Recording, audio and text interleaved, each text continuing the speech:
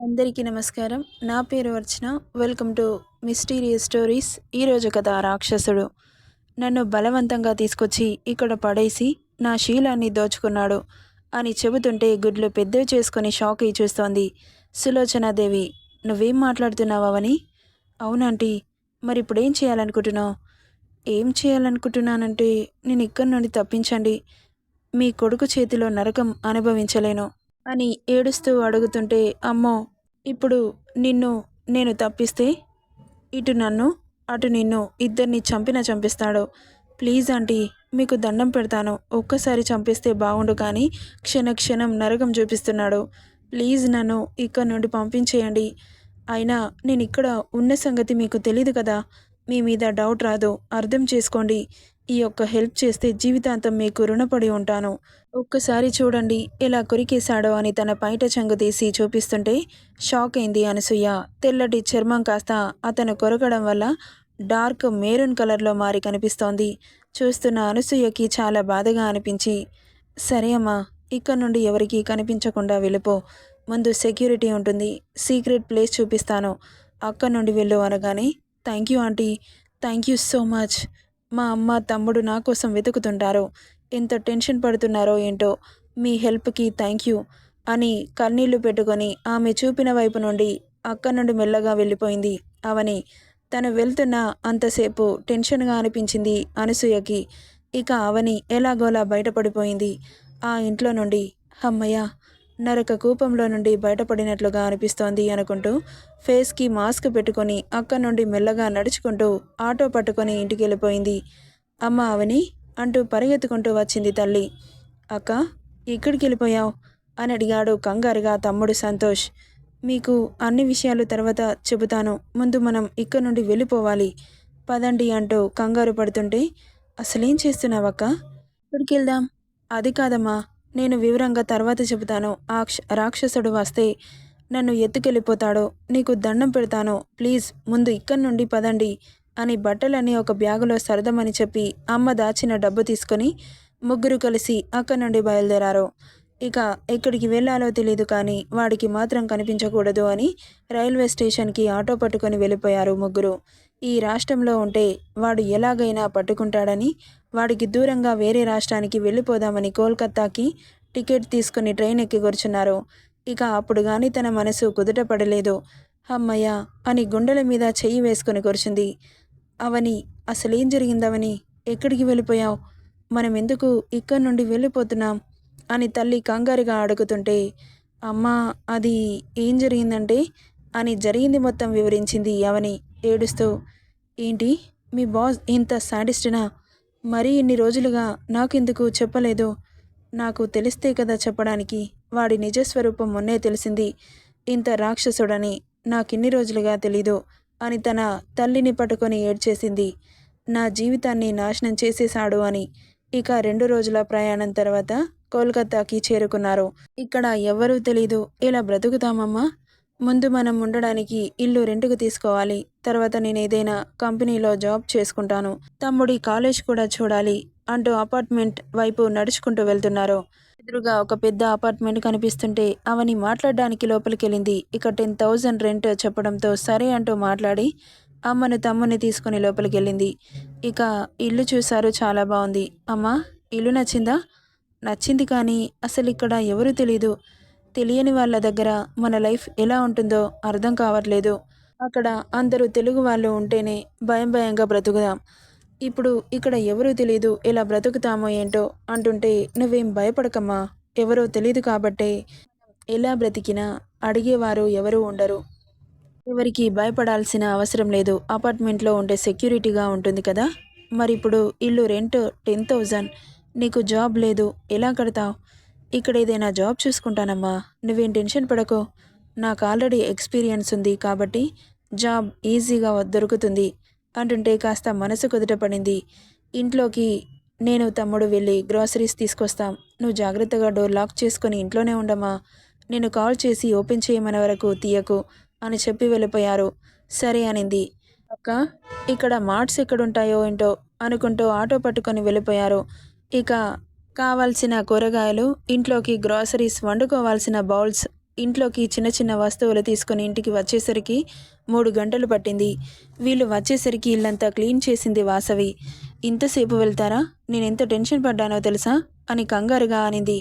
మనం ఖాళీ చేతులతో వచ్చాం కదా, అన్నీ తీసుకొని రావాలిగా, ఆకలేస్తోంది, అర్జెంటుగా వంట చేసుకుందామమ్మా అంటూ ఇక త్వరగా వంట చేసి ఫ్రెష్ అయ్యి వచ్చి ముగ్గురు కలిసి తినేసి రెస్ట్ తీసుకున్నారు. చాలా హాయిగా అనిపించింది ఆమెకి. మార్నింగ్ ఎక్కడైనా జాబ్ చూసుకోవాలి అని ఆలోచనలో ఉండిపోయింది. ఇక్కడ ఎవరూ తెలీదు, ఎక్కడికి వెళ్ళాలో ఏంటో అనుకుంటూ ఆ రోజు రాత్రి ఆలోచనలతో ఎప్పుడు నిద్రపోయిందో తెలీదు. నెక్స్ట్ డే మార్నింగ్ త్వరగా ఫ్రెష్ అయ్యి బయటకు వచ్చేసరికి ఎదురుగా ఉన్న వాళ్ళని చూసుకోకుండా గుద్దేసింది అవని. ఉలిక్కిపడి తలెత్తి చూసిన తనకి ఎదురుగా క్యాజువల్స్లో ఒక అబ్బాయి కనిపించాడు. వీళ్ళ పక్క పోర్షన్ అబ్బాయి. ఏమో, సారీ అండి, పక్కకి తప్పుకుంటూ అనింది. ఇట్స్ ఓకే, మీరు కొత్తగా వచ్చారా అని అడిగాడు హిందీలో. అవునండి, నిన్నే వచ్చాం. హో అవునా, మీ పేరేంటి అని అడిగాడు.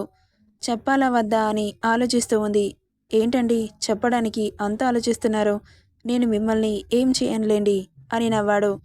ఇక పక్క పోర్షన్లోనే ఉంటాడుగా, ఫ్రెండ్షిప్ చేసుకుంటే మనకి కాస్త బెనిఫిట్ ఉంటుందేమో, మళ్ళీ ఇక్కడ ఎవరూ తెలీదు, జాబ్లో ఏదైనా హెల్ప్ చేస్తాడేమో అని.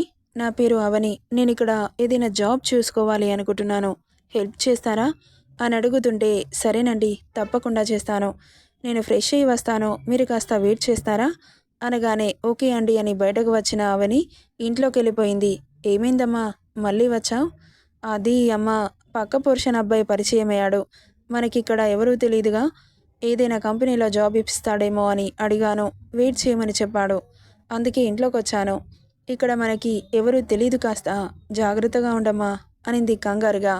ఎవరిని నమ్మకు, మనకి ఇక్కడ ఎవరూ తెలీదు, ఎవరిని నమ్మాలో ఎవరిని నమ్మకూడదో కూడా తెలీదు, అలాంటప్పుడు టెన్షన్ పడడం దేనికి, మన ఫెయిత్ ఎలా జరగాలనుంటే అలా జరుగుతుంది అని ధైర్యం చేసుకుంది అవని. వాళ్ళకి ధైర్యం చెప్పింది. అంతలో డోర్ సౌండ్ వినిపిస్తుంటే వెళ్ళి ఓపెన్ చేసింది. ఇంతకు ముందు కంటే ఫార్మల్ లుక్లోకి వచ్చిన అతన్ని చూసి ఆశ్చర్యపోతూ చూస్తుంటే వెళ్దామా అండి అన్నాడు. సరేనండి అంటూ అతని వెనకాలే వెళ్ళింది. మీ పేరేంటండి అని అడిగింది. నా పేరు అభిరామ్.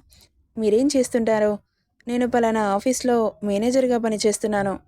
ఓకే, బాగా సెటిల్ అయినట్లున్నారు. అవునండి, మేము ఇక్కడికి వచ్చి 20 ఇయర్స్ అవుతోంది. నా చిన్నప్పుడు ఇక్కడికి వచ్చాం. నాన్న గవర్నమెంట్ ఎంప్లాయ్, ఆయనకి ఇక్కడ ట్రాన్స్ఫర్ అయింది, అందుకే రావాల్సి వచ్చింది అంటూ అతని కారులో ఇద్దరు ఆఫీస్కి బయలుదేరారు. మా బాస్ చాలా స్ట్రిక్ట్ అండి, ఎవరి మాట వినడు, రికమెండేషన్ అస్సలు నచ్చవు, వాళ్ళ టాలెంట్ని బట్టి జాబ్ ఇస్తాడు. మీకు ఇంతకు ముందు ఎక్స్పీరియన్స్ ఉందా? అవునండి, హైదరాబాద్లో జాబ్ చేశాను. ఓకే, వెరీ గుడ్, అయితే మీకు జాబ్ కన్ఫర్మ్ అనగానే చాలా హ్యాపీ అనిపించింది. తనకిప్పుడు జాబ్ చాలా అవసరం, తనొక్కతి సంపాదిస్తేనే ఫ్యామిలీ బ్రతుకుతుంది. ఇక ఆఫీస్ రావడంతో కార్ పార్కింగ్ చేసి ఇదేనండి ఆఫీస్, పదండి లోపలికి వెళ్దామంటూ ఇద్దరు లోపలికి వెళ్ళారు. 10th క్యాబిన్లో హెచ్ఆర్ ఉంటారు, వెళ్ళండి, నేను తనతో మాట్లాడతాను, తన ఇంటర్వ్యూ తర్వాత మా CEO సార్ ఇంటర్వ్యూ కూడా ఉంటుంది, మీరు కంగారు పడకండి అని ధైర్యం చెప్పి పంపించాడు అభి. ఇక పర్మిషన్ తీసుకుని లోపలికి వెళ్ళింది. ఇక తన సర్టిఫికేట్స్ తీసి అతని చేతిలో పెట్టి కూర్చుంది. 10 మినిట్స్ ఇంటర్వ్యూ తర్వాత your profile is on hold అనగానే బాధగా చూసింది. యూ కెన్ గో అన్నాడు. ఇక సరే అంటూ బయటకు రాగానే అభి ఎదురుగా వచ్చి ఏమైంది? హోల్డ్లో పెట్టారు, నేను చెప్పాను కదా ఇంటర్వ్యూ తర్వాత మీకు జాబ్ కన్ఫర్మ్ అవుతుందని. డోంట్ వర్రీ, సార్ రేపు ఆఫీస్కి వస్తారు, మీరు ఇంటికెళ్ళండి అనగానే సరే అంటూ వెళ్ళిపోయింది అవని. ఇక రేపటి వరకు వెయిట్ చేయాలా, జాబ్ వస్తుందా రాదా అని ఆలోచిస్తూ ఇంటికి వెళ్ళిపోయింది. ఏమైందమ్మా, నువ్వు వెళ్ళిన పని సక్సెస్ అయిందా? లేదమ్మా, హోల్డ్లో పెట్టారు, రేపు CEO సార్ ఇంటర్వ్యూ చేశాక జాబ్ కన్ఫర్మ్ చేస్తారంట. అవునా, సరేలే, ఏం చేస్తాం, ఈ ఆఫీస్ కాకపోతే ఇంకో ఆఫీస్లో జాబ్ చేస్తాను అంటూ నిట్టూర్చారు. ఇక ఆ రోజు మొత్తం ఆలోచనలతోనే గడిచిపోయింది అవనికి. యథావిధిగా అభితో కలిసి నెక్స్ట్ డే ఆఫీస్కి వెళ్ళింది. ఏంటండి అలా టెన్షన్గా ఉన్నారు, జాబ్ వస్తుందో రాదో అని టెన్షన్ పడుతున్నారా? డోంట్ వర్రీ, అంతా మంచి జరుగుతుంది, కాస్త స్మార్ట్గా ఆన్సర్ చేయండి, సార్ కాస్త స్ట్రిక్ట్ అన్నాడు. సరే అంటూ తలూపింది. ఇక ఆఫీస్ రావడంతో కార్ ఆపి ఇద్దరు లోపలికి వెళ్ళారు. సార్ సెకండ్ ఫ్లోర్లో ఉంటారు, వెళ్ళు, ఆల్ ది బెస్ట్ అని చెప్పి పంపించాడు అభి. ఇక సరే అంటూ టెన్షన్గా వెళ్ళింది. సీఈఓస్ ఛాంబర్ అని చూసి దగ్గరికి వెళ్ళి మే ఐ కమిన్ సార్ అని అడిగింది. 6 ఫీట్స్ కటౌట్ అటువైపు నిలబడి గ్లాస్ వాల్ నుండి కిందకి చూస్తూ ఉన్న అతను ఆమె వాయిస్కి రమ్మన్నట్లు ఫింగర్ మూవ్ చేశాడు. లోపలికెళ్ళింది. సార్ అంటూ తన ఫైల్స్ టేబుల్ మీద పెట్టి నిలబడింది.